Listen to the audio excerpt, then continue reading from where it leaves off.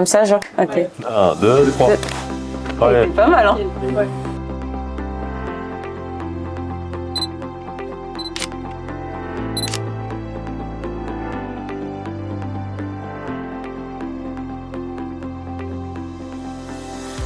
Bah, je vous laisse commencer. Hein. Comment tu as réussi à gérer ton double projet? C'est quoi un peu les phases charnières, je dirais, les points clés pour arriver à gérer ça? Bah ça a été, je pense, c'est un gros dossier et c'est, je dirais, un peu individuel quand même. Mais par rapport à l'école d'ingé, c'est 5 ans. Et je trouvais que moi j'ai calé sur 2 PO. En gros, j'ai pris 8 ans et je me suis dit, ok, sur ces 8 ans, comment j'organise, sur quelle année je vais avoir envie de faire plus d'école ou au contraire, il va falloir que je charbonne beaucoup à la voile.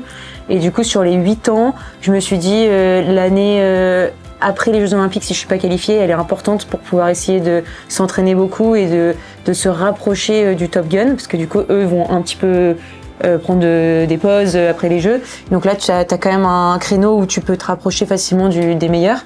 Après cette année-là, se remettre un petit peu au travail à l'école et après avoir l'année avant les Jeux complètement free, quoi. Et du coup, de moduler comme ça en fonction des périodes. Toi, je sais pas comment t'organises, mais... Moi, pour l'instant, j'ai fait toutes mes années classiques. En normal. En normal, pas en distanciel. Et c'était un peu chaud. Mais là, par exemple, pour les stages et tout, je les décale, je les étale, je les fais en distanciel. Donc, je prends plus de temps sur les stages. Et après, là, l'année prochaine, normalement, je vais faire un master, mais en distanciel. C'est pour ça que je sais pas encore combien de temps je dédouble. Ouais. Pour toi, c'était clair dès le début que tu voulais faire une école d'ingé, c'est-à-dire que quand tu étais au lycée, tu t'es dit, il va falloir que j'anticipe que cette année-là, il faut que je sois sur les listes des sportifs pour pouvoir intégrer plus facilement. Parce que t'as pas fait l'INSA Lyon en post-bac? Ouais, non, je fais un BUT comme...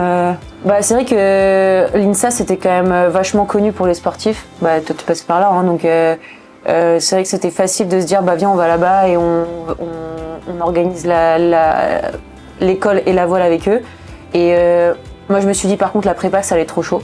Parce que ces 3 ans, la prépa, c'est quand même vachement intense. Théo, il a fait son master en... Toi, t'as fait... C'est pareil, j'ai fait aussi un DUT. Ouais. Et donc là, c'était un peu, du coup, à la carte, c'était moi qui choisissais quand je pouvais m'entraîner ou pas. C'était en négociation avec, toutes les directrices et les responsables. Et après, du coup, c'était à chaque fois de la négociation. Et après, pareil pour le master. Ouais. Quand je suis rentré, c'était un peu plus dur, mais on s'adapte assez vite. Avec l'école, c'était facile de communiquer, c'est-à-dire qu'ils avaient l'habitude d'avoir des sportifs. Non. Quand tu leur demandais telle ou telle absence, parce que je sais qu'il y a des formations qui sont plus connues pour accueillir des sportifs et qui ont l'habitude. Du coup, pour mon cas, j'étais un des premiers sportifs de haut niveau. Enfin, en tout cas, un sportif de haut niveau avec autant de contraintes que sont la voile, avec des déplacements très régulièrement, 15 jours par mois, on va dire, en dehors de l'école. Et donc là, justement, c'était à moi d'aller négocier et de leur montrer en fait que derrière, j'étais capable d'être aux examens, avoir des bonnes notes, pouvoir communiquer avec mes profs. Et en fait, tout le temps garder un lien en fait pour leur expliquer ce que je faisais et que j'étais bien toujours présent à l'école même sans vraiment y être tous les jours. C'est pareil à mon avis pour Lisa. Toi t'étais toute seule à mon avis. Quand j'ai voulu rentrer, ils m'ont dit ça va être impossible. Voilà, ça. Enfin, nous on n'a jamais, tous les sportifs de haut niveau qu'on a eu, la majorité ils ont échoué. Donc tu vas trop galérer. Alors qu'en fait finalement avec un peu d'organisation et tout. C'est ça.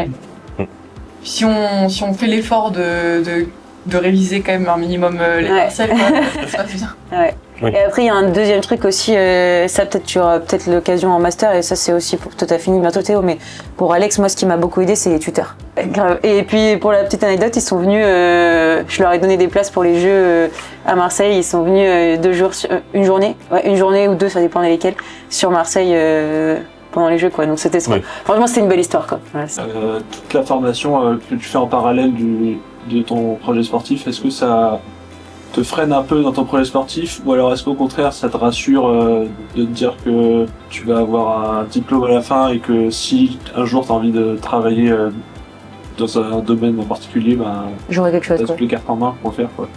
Clairement c'est complémentaire et surtout nous on fait en plus une école d'ingé, donc il y a des, tu le vois bien, il y a des parallèles avec notre sport qui sont quand même une aide. Quand on va parler de quelque chose, on va peut-être plus facilement comprendre, ou en tout cas on a les bases pour ça. Ça nous offre aussi du travail plus tard dans un domaine de la voile, sur la America's Cup, sur la SLGP, les choses comme ça. En tant qu'ingénieur, ça peut être ça peut être quelque chose qui motive. Et demain, tout peut s'arrêter pour X raisons où ça marche pas. Et ben pareil, il y a quelque chose qui sera derrière avec une vie qui est plaisante et que tu as envie de faire, quoi. Il peut nous arrive par exemple une blessure, on peut pas s'attendre à ce que ça nous arrive. Ouais. Et donc on est toujours content d'avoir quelque chose, je pense, pour sur lequel s'appuyer. Un backup, quoi. Ouais, c'est ça.